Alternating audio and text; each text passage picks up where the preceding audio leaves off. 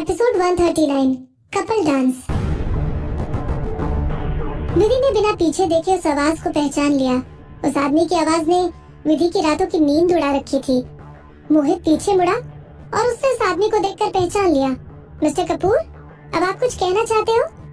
मोहित के पीछे मुड़ने के बाद विधि के पास भी पीछे मुड़ने के अलावा और कोई चारा नहीं था।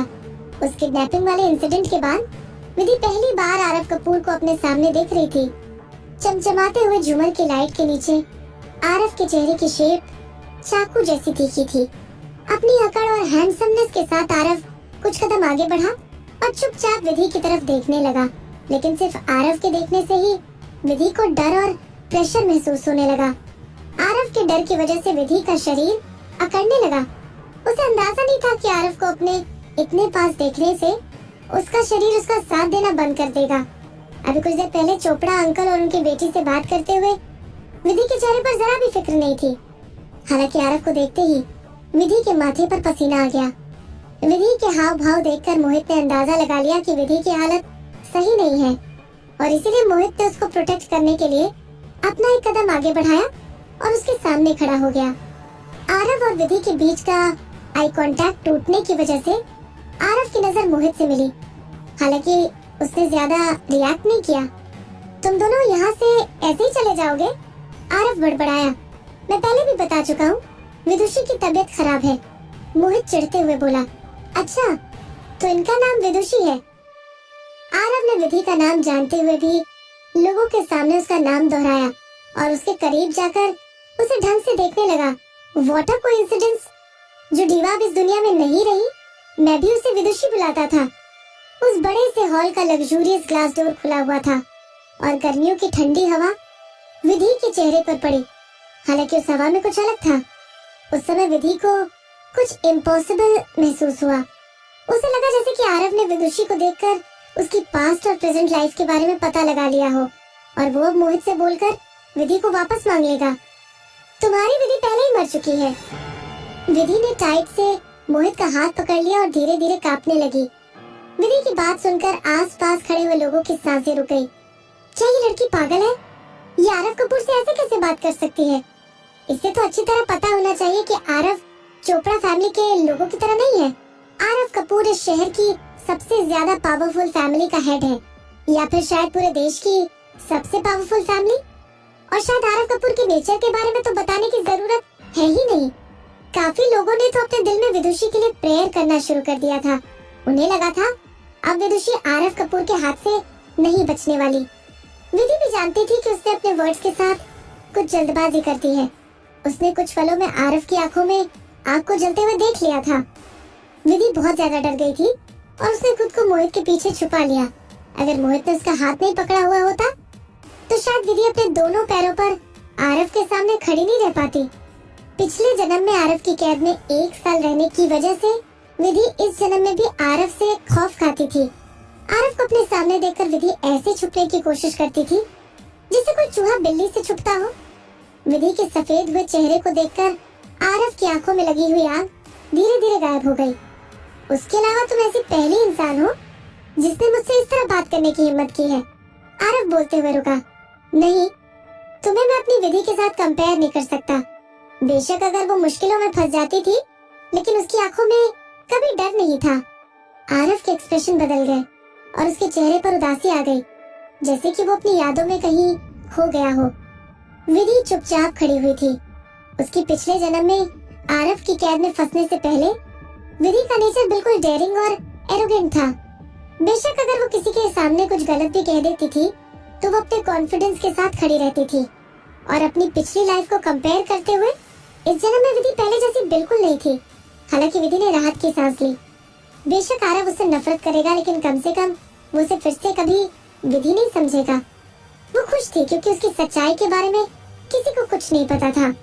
इस बारे में सोचकर विधि का डर थोड़ा कम हो गया। आई एम सॉरी, अब हमें यहाँ से जाना होगा, विधि बोली और उसने मोहित को अपने साथ बाहर खींचने की कोशिश की। हालांकि आरव ने उसकी बात का जवाब बहुत जल्द दे दिया। कॉकटेल पार्टी अभी सिर्फ आधी खत्म हुई है। तुम्हें नहीं लगता कि पार्टी को बीच में छोड़कर जाना रूड कहलाएगा? मैं पहले भी बहुत बार मोहित ने समझाने की कोशिश की। हाँ, मैं जानता हूँ मिस विदुषी की तबीयत ठीक नहीं है। आरव ने उसको बीच में टोक दिया। ऊपर फर्स्ट फ्लोर पर एक लाउंज है और वहाँ पर 3 प्राइवेट डॉक्टर्स को बिठाया गया है। मिस विदुषी, अगर आपको आराम करना है तो आप ऊपर जा सकती हो, बाकी फिर वापस आकर यहाँ आप डांस कर लेना। कॉकटेल पार्टी के नॉर्मल प्रोसीड्स के अकॉर्डिंग पार्टी से बिना डांस किए गए गेस्ट्स को रूड माना जाता है। आरव की तरफ से की गई रिक्वेस्ट ज्यादा डिमांडिंग नहीं थी, हालांकि मोहित अब यहाँ पर 1 मिनट भी बर्बाद नहीं करना चाहता था। आरव कपूर के यहाँ आने से पहले मोहित को यहाँ रुकने में ज्यादा फर्क नहीं पड़ा था, लेकिन उसके यहाँ आने के बाद मोहित बस किसी भी तरह विधि को यहाँ से लेकर भागना चाहता था। आरव ने मोहित को इस तरह देखा जैसे कि उसने मोहित का मन पढ़ लिया हो। आरव ने अपना हाथ ऊपर उठाया और बड़ा सा कांच का दरवाजा बंद हो गया। मोहित को गुस्सा आया। तुम क्या करना चाह रहे हो मिस्टर कपूर? मुझे लगता है कि तुम विधि को डेडिकेट की गई लास्ट कॉकटेल पार्टी की रिस्पेक्ट करोगे, आरव ने बिना झिझकते हुए कहा।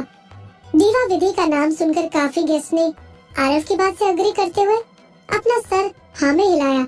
ये आखिरी नए गाने की पार्टी थी जो कि दीवा विधि को डेडिकेट किया गया था। आखिरी पार्टी होने की वजह से ये समझने वाली बात थी कि आरव चाहता था कि पार्टी में कोई खराबी ना हो। चूंकि विदुषी पहले से ही विधि थी, उसने ऐसा कभी नोटिस नहीं किया। उसके अलावा मोहित ने विधि को अपनी सारी अटेंशन दे दी, जिससे कि वो दोनों स्पेशल ओकेजन को पूरी तरह से इग्नोर कर सके। वैसे भी ओकेजन आरव कपूर के लिए स्पेशल था, न कि वहाँ आए हुए गेस्ट के लिए। मोहित ने विधि को कुछ इस तरह देखा जैसे कि जानना चाहता हो विधि के दिमाग में क्या चल रहा है। अगर विधि यहाँ पर रुकने का फैसला कर देती है तो मोहित को कोई प्रॉब्लम नहीं थी, और अगर विधि यहाँ से जाना चाहेगी तो बेशक मोहित अपने इतने दुश्मन बना ले, वो उसको यहाँ से ले जाकर ही रहेगा। नेचुरली विधि यहाँ से जाना चाहती थी, लेकिन उस समय एक आदमी काला सूट पहने हुए भीड़ के बीच में से निकलकर बाहर आया। वो उत्कर्ष सिंह था। मिस्टर भाटिया और मिस विदुषी, उत्कर्ष बोला, प्लीज आप थोड़ा सिचुएशन को समझिए। आपके जाने से और गेस्ट के मन में भी यहाँ से जाने का ख्याल आएगा। ऐसा बोलते हुए उत्कर्ष के चेहरे पर निराशा साफ झलक रही थी। अपने पुराने दोस्त को इस तरह से बात करते देख विधि को उसके ऊपर तरस आ गया। वो कुछ पलों के लिए हिचकिचाहट में खड़ी रही, लेकिन उत्कर्ष का चेहरा देखकर विधि ने फाइनल अपना सर हिलाया और बोली, ठीक है, थैंक यू। उत्कर्ष ने उसकी तरफ देखा और बड़े प्यार से कहा। हालांकि मोहित थोड़ा नाखुश हुआ। अगर हम डांस करने के बाद यहाँ से जाएंगे तो आपको बुरा तो नहीं लगेगा, है ना? बिना डांस करे पार्टी से जाना रूट था। हालांकि डांस करने के बाद उनको रोकने के लिए वहाँ कोई नहीं था। इसके अलावा मोहित को विधि की मेंटल हेल्थ की बहुत फिक्र थी। उत्कर्ष उन दोनों को देखकर बोला, हाँ, आप डांस करने के बाद यहाँ से जा सकते हैं। मैं जानता हूँ मिस विदुषी की तबीयत ठीक नहीं है, लेकिन इस पार्टी का आप थोड़ा सा ख्याल तो रख सकते हो। उत्कर्ष हमेशा से समझदार था और उसके बोलने का तरीका किसी के भी गुस्से को पिघला सकता था। उत्कर्ष के दिल को तोड़ने का विधि का जरा भी मन नहीं था। ठीक है, हम एक गाने पर डांस करने के बाद यहाँ से चले जाएंगे। विधि जल्द से जल्द इस जगह से बाहर निकलना चाहती थी, इसीलिए उसने मोहित का हाथ खींचा और उसे अपने साथ डांस फ्लोर पर ले गई। डीजे ने लोगों को डांस पोजीशन लेने का टाइम दिया और कुछ पल के लिए म्यूजिक बंद कर दिया। मोहित ने अपना सीधा हाथ विधि की कमर पर रखा और धीरे से उससे पूछता हुआ बोला, तुम्हें डांस करना आता है? अगर नहीं तो घबराना मत, बस मुझे फॉलो करती रहना। सब लोग उन दोनों को ही देख रहे थे। अगर देखा जाए तो विधि जैसी सेलिब्रिटी को डांस ना आना इम्पॉसिबल था, लेकिन मोहित ने पहले कभी विधि को ऐसे सोशल डांस करते हुए नहीं देखा था और ना ही उसे पता था कि विधि के अंदर सोशल डांस की कितनी स्किल्स हैं। मोहित बस किसी भी तरह विधि का ध्यान रखना चाहता था, इसीलिए उसने गाने के रिदम पर धीरे धीरे डांस करना शुरू कर दिया। विधि कुछ नहीं बोली, वो बस मोहित के बॉडी मूवमेंट्स को फॉलो करती रही और धीरे धीरे प्यार से डांस करने लगी। उसकी बॉडी लैंग्वेज और डांस स्टेप्स को देखकर पता चल गया कि वो बिगनर नहीं है। गाना शुरू होते ही उसकी लंबी ड्रेस हवा में उड़ने लगी। जल्द ही सारे लोगों की नजरें सिर्फ विधि पर जाकर टिक गई थी।